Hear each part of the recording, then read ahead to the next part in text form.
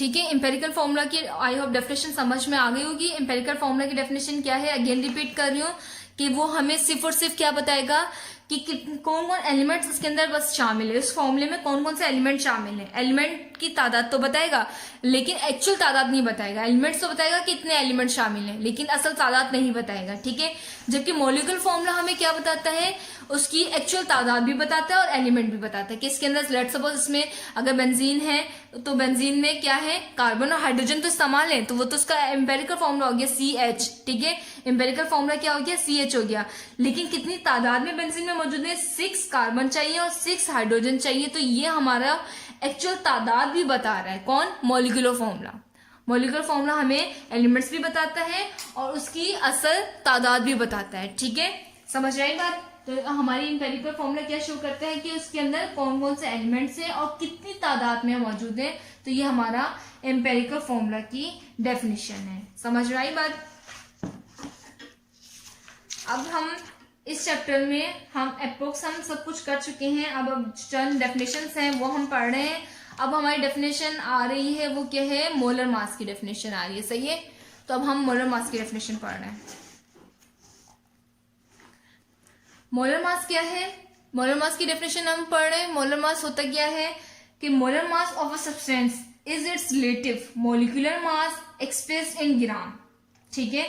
कि क्या है, मोलर मास क्या है, किसी भी सब्सटेंस का क्या हो, relative molecular mass express in gram, कि उसको किससे शो किया जा रहा हो, उसको ग्राम में शो किया जा रहा है, हम ग्राम में बताएं तो वो उसका क्या होता है, मोलर मास कहलाता है, ठीक है। समझ आई बात। अब हम पढ़ रहे हैं नेक्स्ट डेफिनेशन है एवोगैड्रोस नंबर। नेक्स्ट डेफिनेशन क्या आ रही है, एवोगैड्रोस नंबर। एवोगैड्रोस नंबर को हम Na से रिप्रेजेंट करते हैं। एवोगैड्रोस नंबर को हम क्या करते हैं, कैपिटल N और कैपिटल A, लेकिन सब टाइटल में लिखा जाता है इस तरह, कैपिटल N और छोटा सा यहाँ A। ये इसकी रिप्रेजेंटेशन है किसकी, एवोगैड्रोस नंबर की, ठीक है। एवोगैड्रोस नंबर हमें क्या कहता है, अब इसकी डेफिनेशन पढ़ते हैं। A mole of a substance always contain the same number of particles like atoms, ion, molecules or formula unit, irrespective of its state, solid हो, liquid हो या gas हो, that is this। कि एवोगैड्रोस नंबर जो actually हम Avogadro's number की बात करेंगे तो आप एवोगैड्रोस नंबर की जब बात की जाएगी तो आपको ये वैल्यू आपके माइंड में होनी चाहिए 6.02 मल्टीप्लाई बाय 10⁻23 कि हर एक मॉलिक्यूल के अंदर इतने पार्टिकल्स एग्जिस्ट करते हैं, वो उसका एवोगैड्रोस नंबर है। तो मतलब एवोगैड्रोस नंबर एक स्पेसिफिक कांस्टेंट वैल्यू है, वो क्या है 6.02 मल्टीप्लाई बाय 10⁻23। समझ आई बात। ये एवोगैड्रोस की डेफिनेशन हो गई है। ये चैप्टर हम लोगों ने अप्रोक्स कंप्लीट कर चुके हैं। आई होप आपको मेरा चैप्टर समझ आया होगा। इससे पहले हमारे जब बस अब इस चैप्टर का लास्ट हमारा टॉपिक चल रहा है, लास्ट हम टॉपिक डिस्कस करते हैं, बगैर हमारी चैप्टर 2 क्लोज हो जाएगा। इसके बाद लास्ट टॉपिक हमारा क्या है, केमिकल रिएक्शन, ठीक है।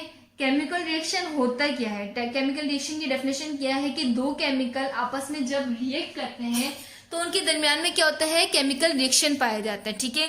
दो केमिकल आपस में मिल रहे हैं तो आपस में वो रिएक्ट कर रहे होते हैं एक्चुअली, ठीक है। समझ आई बात। अब हम जब केमिकल को रिएक्शन होता है तो वो किस किस टाइप के या किस किस तरह के होते हैं, उसकी वो टाइप्स हैं केमिकल रिएक्शन की। अब वो कौन कौन सी टाइप्स हैं, वो 5 टाइप्स हैं।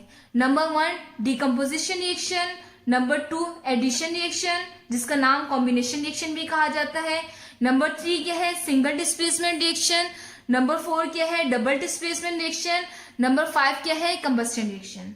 समझ आई कि टाइप्स ऑफ केमिकल रिएक्शन क्या है, 5 टाइप्स के। जब हम केमिकल को आपस में मिलाते हैं, कंबाइन करते हैं, तो हमारे पास क्या होता है, वो 5 टाइप्स की रिएक्शंस होते हैं। वो कौन कौन से 5 टाइप की रिएक्शंस हैं, डिकम्पोजिशन रिएक्शन भी है, एडिशन रिएक्शन भी है, सिंगल डिस्प्लेसमेंट रिएक्शन भी है, डबल डिस्प्लेसमेंट रिएक्शन भी है और कंबस्टन रिएक्शन भी पॉसिबल है। कि ये 4-5 टाइप की रिएक्शंस उसके अंदर हो रहे हैं या 5 में से कोई एक हो रहा है या 2 हो रहे हो, तो ये हमारा डिपेंड करता है, ठीक है। तो हमारे 5 टाइप्स ऑफ रिएक्शन है।